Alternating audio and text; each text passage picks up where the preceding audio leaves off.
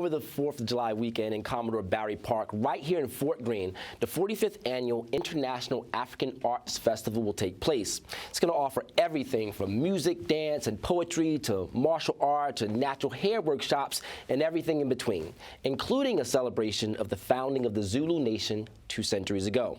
But I'm not the expert. For a full picture, we're going to turn to our guest, Dr. Segun Shabaka, chairman of the board for the International African Arts Festival, and welcome to BK Live. Thank you very much, Aaron. Honored to be here. No, the honor is actually truly mine, Doctor. Even when you walked in this morning, one of our production people was like, "That's Dr. Shabaka. He used to teach me." I said, "Did he teach history?" And he said, "Absolutely, over at Benjamin Banneker." So your name is definitely revered. Now, 2016 marks the 45th anniversary of the International African Arts Festival. Can you tell us why this organization has had such a long staying power? Well, I think because we bring to the people what they want and need, which is culture, history, arts, entertainment, entrepreneurship, all wrapped into one major event that has actually been the birth mother to many of the festivals that celebrate African American and African culture around this country.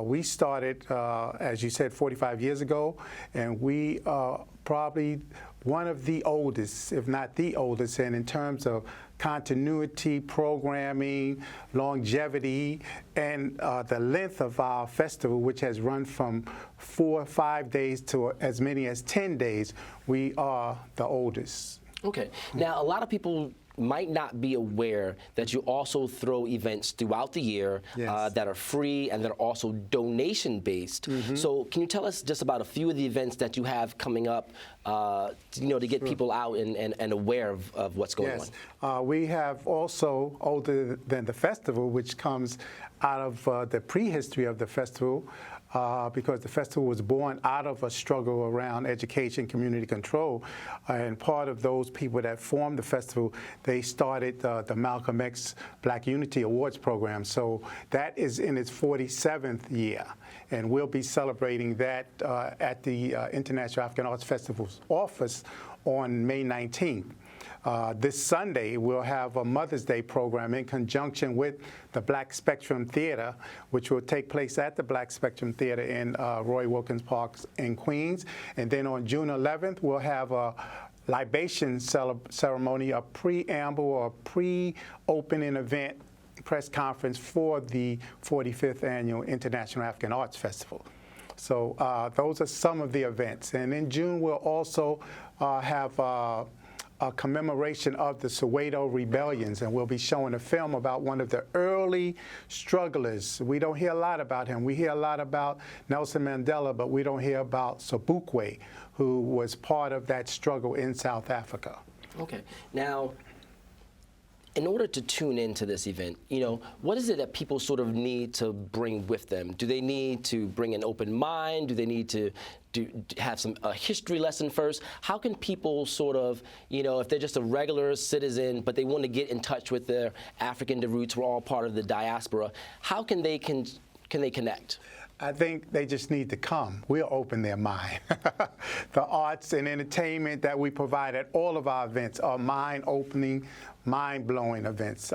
These artists are not just entertainers, they're educators. So we call them edutainment. So they're being educated and entertained at the same time. And even our speakers at our lectures are educators and entertainers because they bring a wealth of knowledge. So we just need the bodies to come. And people need to come because history and culture is who we are. That's what distinguishes us from the animal kingdom, is the fact that humans have history. Animals, dogs, other living things have pedigree. So we need to tune into our history. And we have the oldest human history as African people. We're the mothers and fathers of humanity and civilization. And we the forerunners. If you look at ancient Kemet and some of the cultures of Africa, you can see that we set the precedent in terms of science, medicine, history, spirituality, religion. You know, it's all there already in our culture. We just need to tap back into it. You know, I've did some reading about you, and you've always been an activist even since your early, young, formative years here in New York. But for the last, 2.5 decades, you've also been taking people to Africa as part of an edutainment about the African diaspora. Why is it so important that you intimately connect people with the motherland? Well, because it's like the segment before us. We can sometimes, for some people, you can study things and grasp it. Sometimes you need immersion, okay? And so, no matter how many books we read about swimming, eventually you have to get in the water. And sometimes we have this romantic view of Africa and African history. I try not to get caught up in that. I go to Africa, I read African history, culture, study, read the newspapers, and so I think it's something, it's like epiphany. You know, you come into a broader awakening when you go and see it for yourself. You experience it for yourself. So I first went when I was late teen, maybe 20. I went. So that was over 45 years ago. And so it was an awakening for me. And I think a lot of people want that experience. So I offer that experience. And I try to do it at a nominal fee. So it's very important that we not just study the history, but if we can, we go there. You know, other people talk about going to their holy lands. This is our holy land. You know, this is the holy land of humanity. And we should be able to experience that, those of us that have the means to. But even if you don't, you still need to study and appreciate your history. Well, that being said, we're not going to be able to go to Africa in July, but you're bringing a little piece of Africa here. So what can people expect at the 45th International African Arts Festival? I understand you do have some performers. Wumi's going to be performing. Yes, Wumi. We have Emily Michelle. We have Gary Bartz. We have Sonia Sanchez. We have Tuli Dumakati, one of the stars of Lion King. She'll be there with her a cappella group, the Koza. So we have many other South African artists that we're about to book and line up for the festival. We have a lot of good music coming out of South Africa right now. Yes, beautiful music. Yes. I was just there a month ago. And so we've been talking to a lot of artists while we were there, and we're about to negotiate with the delegation this week to bring in some more artists, line them up for the festival. So, but food from all over the African diaspora and the continent, artists, wearable art as well as graphic art, paintings, etc. And one thing I always want to stress to people that this event is rain or shine. Yes, it's rain or shine. In fact, a couple of years ago we had Third World, and they played in the rain till they couldn't play anymore. Till our sound man said, "No, the equipment's not going to hold up." But they got a full concert in. Well, it takes so many people. Like I say, it takes a village to throw a party and to raise a child. But can you tell us about some of your partners that are helping you and collaborators that are helping you to throw this event and make it happen in Brooklyn? Okay, well, we have many partners. We have Sister April Silva, put on the blast. She's a PR coordinator. We have board members, Bill Jones, who coordinates our volunteer corps. We have Lawrence and Debbie, works with security. We have Ellen, who runs our vendor operation, along with Donna and a whole team of other people, Brother Omari Kinsey. We have Brother Adeyemi, who's come on board. He's been with the festival since its inception. He's come back on board. He's our MC, but now he's back on the board and helping to coordinate different aspects of the festival. And so we're working a lot with Black Spectrum, Kwame Shaw, sound man, tech man, Sandra Bell, who works with Journey Agents and different Caribbean groups. She's stage manager. Brother Mensah is back too. He was one of our cheers. So he's coming back. He'll be. So you're putting everything together and you're going to make it bigger and badder. Yes. How do you continue to make the festival, better than its reincarnations? How do you continue to provide quality program every year? Well, it's a struggle, but we try to come to a consensus about what we do. And my job has been really, I see it as managing what we do within our financial means. That's how we've been able to maintain the festival, because we've had up and down periods. At one time, we were at Boys and Girls. We had a $500,000 budget.